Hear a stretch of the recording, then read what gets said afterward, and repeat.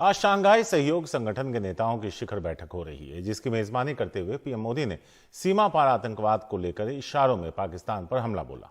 PM Modi ने कहा कि आतंकवाद क्षेत्रीय शांति और स्थिरता पर खतरा है। उन्होंने कहा कि कुछ देश सीमा पार आतंकवाद को बढ़ावा दे रहे हैं, ऐसे देशों की निंदा होनी चाहिए।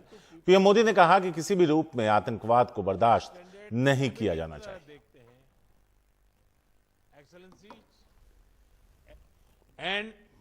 यह आवश्यक है कि एससीओ का मूल फोकस मध्य एशियाई देशों के हितों और आकांक्षाओं पर केंद्रित रहे। एक्सेलेंसी, आतंकवाद क्षेत्रीय एवं वैश्विक शांति के लिए प्रमुख खतरा बना हुआ है। हम चुनौती से निपटने के लिए निर्णायक कार्रवाई आवश्यक है। आतंकवाद चाहे किसी भी रूप में हो, किसी भी अभिव्यक्ति में हो, हमें इसके विरुद्ध मिलकर लड़ाई करनी होगी। कुछ देश क्रॉस बॉर्डर टेररिज्म को अपनी नीतियों के इंस्ट्रूमेंट के रूप में इस्तेमाल करते हैं, आतंकवादियों को पनाह देते हैं। एससीओ को ऐसे देशों की आलोचना में कोई संकोच नहीं करना चाहिए। ऐसे गंभीर विषय पर दोहरे मापदंड के लिए कोई स्थान नहीं होना चाहिए। टेरर फाइनेंसिंग से निपटने के लिए हमें भी आपसी सहयोग बढ़ाना चाहिए। सभी प्रयासों को हमने दो मूलभूत सिद्धांतों पर आधारित किया है।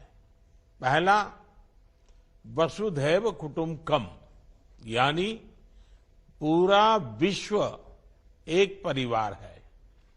यह सिद्धांत प्राचीन समय से हमारे सामाजिक आचरण का अभिन्न अंग रहा है।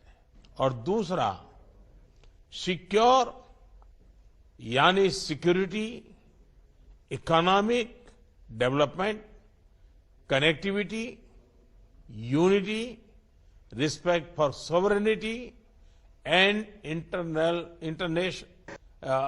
and territorial integrity and environmental protection, यह हमारी अध्यक्षता का थीम और हमारे एससीओ के विजन का प्रतिबिंब है।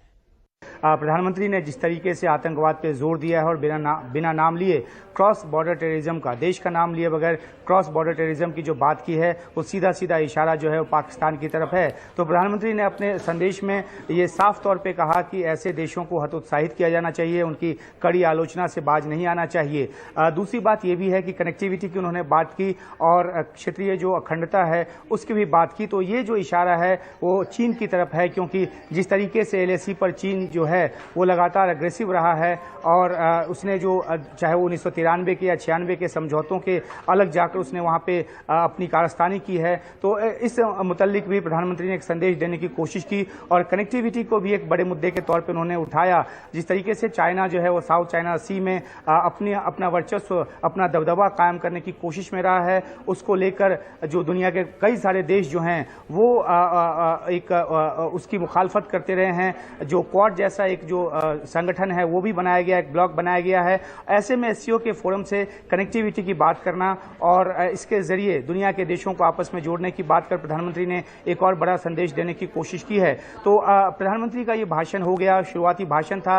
अब जो एससीओ देशों के जो अलग अलग सदस्य जो देश हैं उनके जो राष्ट्राध्यक्ष हैं वो अपनी बात रखेंगे। इसके बाद उम्मीद ये की जा रही है कि जो न्यू दिल्ली डिक्लेरेशन है वो इस बैठक की समाप्ति के समय उस पर एक मुहर लगेगी और जो बातें निकलकर सामने आ रही हैं और जिन बातों पर एका बनेगी तमाम देशों के बीच वो उसमें परिलक्षित होगा। तो ये एक अहम बैठक है और जैसा कि हमने पहले भी अपने दर्शकों को बताया है कि एससीओ की सदस्यता अध्यक्षता जो है इस समय भारत के पास है G20 के साथ साथ। तो भारत जो एक नैरेटिव बनाने की कोशिश कर रहा है, चाहे विकास के क्षेत्र में हो, चाहे वो आपसी सहयोग के क्षेत्र में हो, चाहे वो आतंकवाद से लड़ने के क्षेत्र में हो, तो इन सब बातों को प्रधानमंत्री ने तवज्जो दिया है और अफगानिस्तान का भी जिक्र करके उन्होंने कहा है कि वहां की जमीन का इस्तेमाल जो है वो आस पड़ोस के देशों में आतंकवाद फैलाने के लिए ना हो। तो क्षेत्रीय सुरक्षा से जुड़े तमाम मसलों पर प्रधानमंत्री ने अपनी बात रखी है और साथ ही साथ वसुधैव कुटुंबकम का जिक्र करके उन्होंने ये भी कहा है कि किस तरीके से भारत जो है वो एससीओ को एक परिवार के तौर पर देखता है, पूरे विश्व को जो परिवार माना जा रहा है। तो ऐसे में क्षेत्रीय जो ये ब्लॉक है उसमें किस तरह का आपसी जो सहयोग और एक आपसी सहयोग के जरिए जो विकास की जो बातें वो हो सकती है, उस पर प्रधानमंत्री के भाषण का सारा फोकस रहा।